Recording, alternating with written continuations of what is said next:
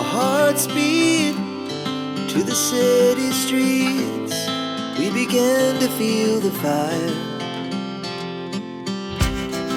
We rise like tall buildings.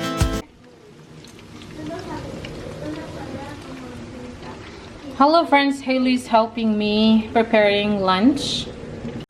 Yes. Hello friends, welcome to our channel. This is Joby May from the Bukid Life here in Spain. And today is Thursday and the weather is really windy. So the schools, the universities, and any outdoor activities today, guys, they suspended. So the kids are at home and we are preparing for lunch now. Ano? So ayan friends, tapos na. This is the chicken, breaded chicken friends, or rebusat na tawag nila dito sa amin. And it is the kids' favorite. So kain na tayo friends. So friends, gabi na. So it's time to prepare our dinner. So what I am cooking here is chicken casserole. Drumstick ang ginamit ko friends. Tapos nagsutay lang ako ng onions. And then some bacon and also mushrooms. So yan yung ginisa ko friends. And then nilagyan ko din siya ng celeries. Yung celeries natin guys, may nahanap ako sa freezer namin na celeries na harvest ko pa yun last year. I sliced and I put into our freezer. So, nahanap ko yun. Eto na, friends. Nahanap ko yun nung naghahanap ako ng karne, I think. So, nakita ko yan. And also, this is a bag of full of cherry tomatoes. As you can see, yun yung harvest ko last year, friends. Mga last harvest na yun. So, ang ginawa ko, kasi nga isang bag lang siya, konti lang, not totally konti, pero konti lang just to process. So, ang ginawa ko, I washed the cherry tomatoes and then I put in a Ziploc bag and I put in our freezer. Kagaya din ng celery natin. Kasi I do not know what to use celeries, guys, aside from this one, and also to add in our pancit bihon. So, ganun ang ginawa ko, friends. So, every time na I need tomatoes, kung wala akong tomato, fresh tomatoes, kumukuha ako sa bag na yan, na frozen. So, like what I am doing right now. So, ayun. Yun, friends. So, if you have harvest na hindi nyo ma-process, kasi pag nasa counter lang yan siya, masisira siya.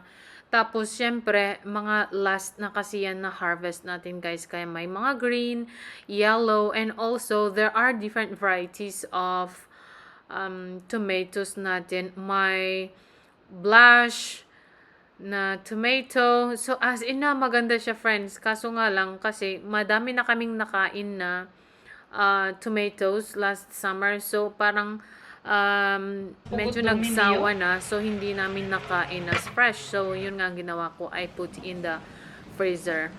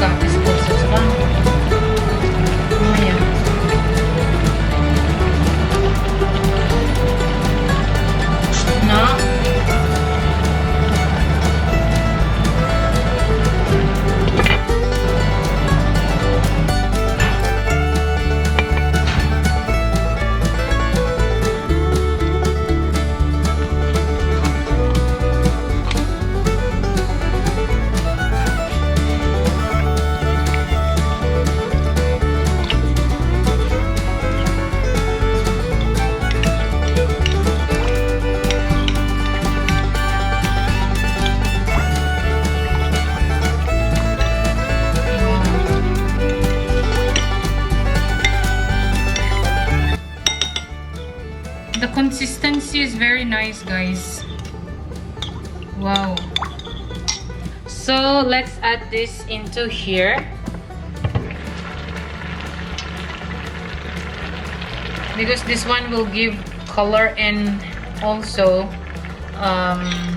flavor.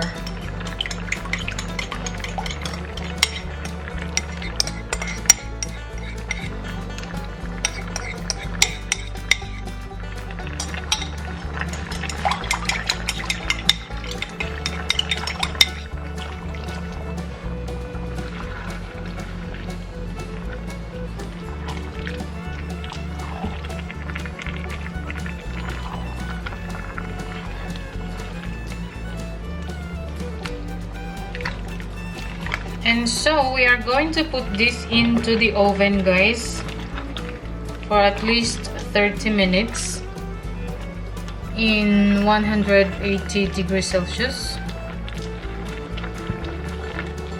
for 30 minutes.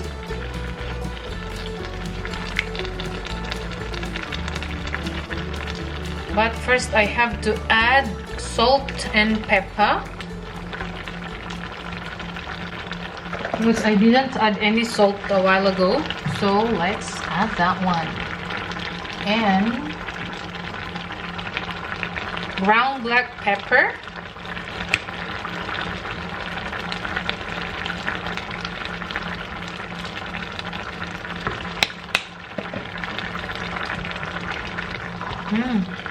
The smell is so delicious.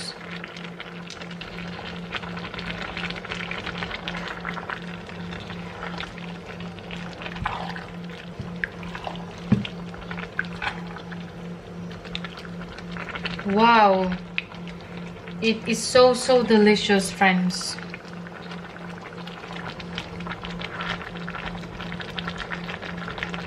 I have to try it, and then I will put this into the oven.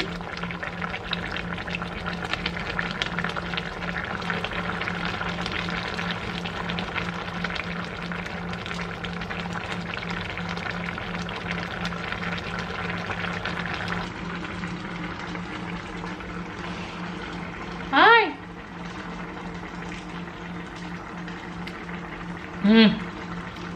So yummy. Delicious.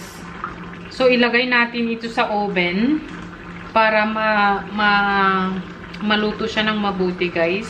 Para yung chicken ay maluto siya ng mabuti at saka tender. So let's put in.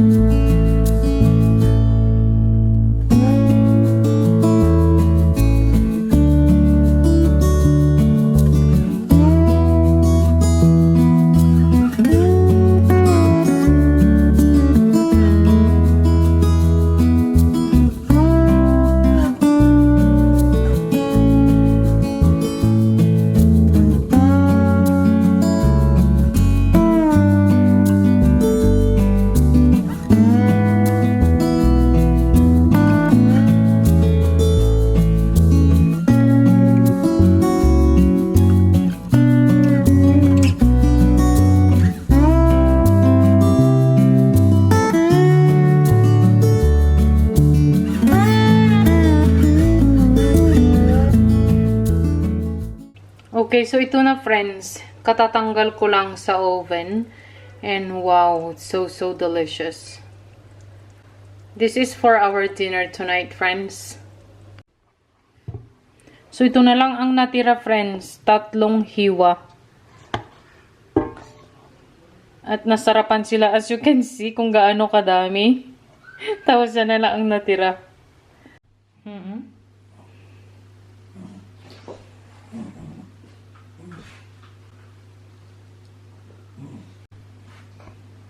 So, luto na guys. At ito na ang ating hotdog buns.